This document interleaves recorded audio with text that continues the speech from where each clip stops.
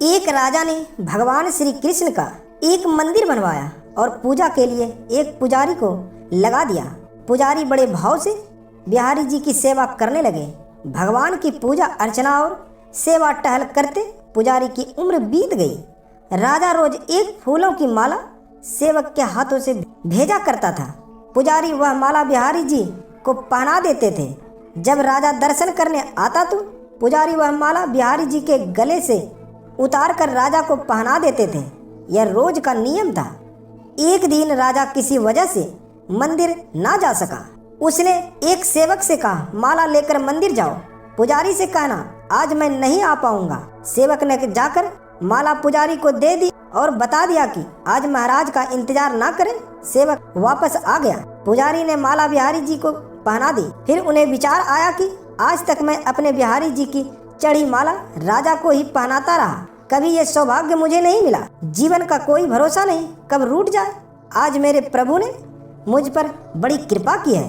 राजा आज आएंगे नहीं तो क्यों ना माला मैं पहन लूं। यह सोचकर पुजारी ने बिहारी जी के गले से माला उतारकर स्वयं पहन ली।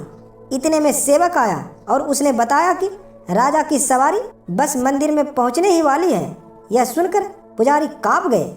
उन्होंने सोचा, अगर राजा ने माला मेरे गले में देख ली तो मुझ पर क्रोधित होंगे। इस भय से उन्होंने अपने गले से माला उतारकर बिहारी जी को फिर से पहना दी।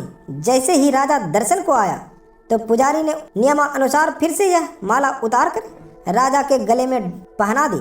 माला पहना रहे थे तभी राजा को माला में एक सफेद बाल दिखाई दिया।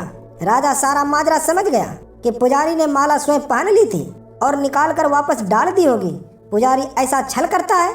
यह सोचकर राजा को बहुत गुस्सा आया। उसने पुजारी जी से पूछा, पुजारी जी यह सफेद बाल किसका है। पुजारी जी को लगा कि अगर सच बोलता हूँ तो राजा दंड देंगे, इसलिए जान छुड़ाने के लिए पुजारी ने कहा, महाराज ये सफेद बाल तो बिहारी जी का है। अब तो राजा गुस्से से आग बबूला हो गया कि यह पुजारी झूठ पर झूठ बोले जा रहा है।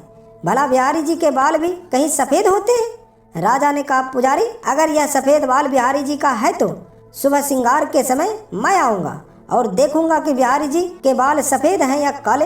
अगर बिहारी जी के बाल काले निकले तो आपको फांसी हो जाएगी। राजा हुक्म सुनाकर चला गया। अब पुजारी रोकर बिहारी जी से विनती करने लगे, प्रभु मैं जानता हूँ आपके सम्मुख में झूठ बोलने का अपराध किया है। अपने गले में डाली माला पुनः आपको पहना दी।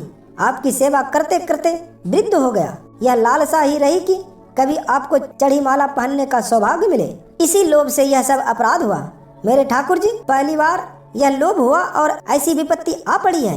मेरे नाथ, अब नहीं होगा ऐसा अपराध। अब आप ही बचाइए, नहीं तो कल सुबह मुझे फांसी पर चढ़ा दिया जाएगा। पुजारी सारी रात रोते रहे। सुबह होते ही राजा मंदिर में आ गया। उसने कहा कि आज प्रभु का श्रृंगार वह स्वयं करेगा। इतना कहकर राजा ने जैसे ही मुकुट हटाया तो हैरान रह गया। बिहारी जी के सारे बाल सफेद थे।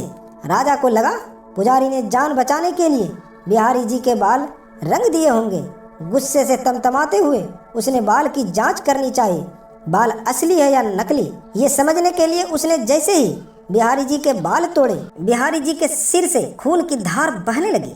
राजा ने प्रभु के चरण पकड़ लिए और क्षमा मांगने लगा। बिहारी जी की मूर्ति से आवाज आई, राजा तुमने आज तक मुझे केवल मूर्ति ही समझा, इसलिए आज से मैं तुम्हारे लिए मूर्ति ही हूँ।